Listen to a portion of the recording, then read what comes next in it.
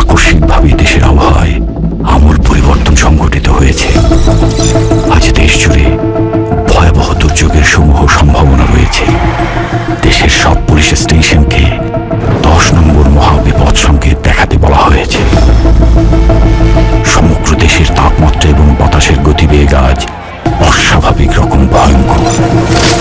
সমগ্র দেশবাসীকে তাই আজ যে যেখানে অবস্থান করছেন সেখানেই অবস্থান করতে অনুরোধ জানানো যাচ্ছে। তাণ্ডব 2025 সালের শেষে অ্যাকশন ড্রামা করার ভূমিকায় রয়েছেন ঢালিউড সুপারস্টার শাকিব খান। পরিচালনায় আছেন রায়হান রাফি এবং প্রযোজনায় শাহরিয়ার শাকিল। গল্পটি আবর্তিত হয় একটি দুর্নীতিগ্রস্ত রাজনৈতিক পটভূমিকে ঘিরে, যেখানে একজন সাহসী ও ন্যায়পরায়ণ যুবক শাকিব খান দাঁড়িয়ে যায় অন্যায়ের বিরুদ্ধে। তার সামনে থাকে পুলিশ, মাফিয়া, রাজনীতি, সব মিলিয়ে ভয়ঙ্কর প্রতিপক্ষ। গল্পে আছে প্রতিশোধ, প্রেম, সংগ্রাম আর শেষ দিকে একটি মোড় যা দর্শকদের চিন্তায় ফেলে দেয়। তবে গল্প কিছুটা প্রেডিক্টেবল, পুরানো ঢঙের উপাদানও রয়েছে। শাকিব খানের পারফরম্যান্স ছিল চোখে পড়ার মতো। তিনি সিনেমার পুরোটা সময় ধরে একটি মাস অ্যাপিল মেনটেন করেছেন। অ্যাকশন দৃশ্যে তিনি ছিলেন দুর্দান্ত, তবে ইমোশনাল সিনে একটু অতিনাট্যও লেগেছে অনেকের কাছে। নায়িকা সাবিলা নূর ছিলেন ঠিকঠাক, তবে তার চরিত্রটা আরও ভালোভাবে উপস্থাপন করা যেত।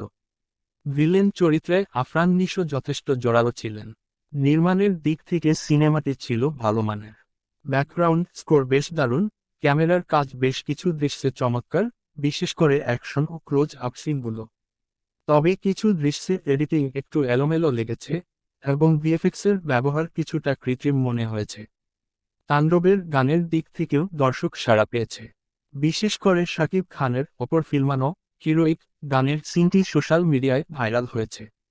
রোমান্টিক গানগুলো কিছুটা গড়পড়তা হলেও ব্যাকগ্রাউন্ড মিউজিক ছিল ভালো। ভালো দিকগুলো: শাকিব খানের স্টার পাওয়ার এবং স্ক্রিন প্রেজেন্স, অ্যাকশন দৃশ্যের পরিকল্পনা, দর্শকদের আকর্ষণ ধরে রাখার মতো নাটকীয়তা। খারাপ দিকগুলো: কিছু সংলাপ কৃত্রিম ও অপ্রয়োজনীয়, গল্পের নতুনত্বের অভাব, সেকেন্ডারি চরিত্রগুলোর ডেভেলপমেন্ট দুর্বল। সব মিলিয়ে তাণ্ডব একটি বাণিজ্যিক ঘরানার মুভি যেটা দর্শকদের মাস এন্টারটেইনমেন্ট দিতে চেয়েছে, and in many ways it succeeds. তবে যারা নতুন ধাঁচের গল্প আশা করেছিলেন তারা হয়তো কিছুটা হতাশ হবেন। আমার রেটিং 7.5/10। দেখার মতো সিনেমা, বিশেষ করে যদি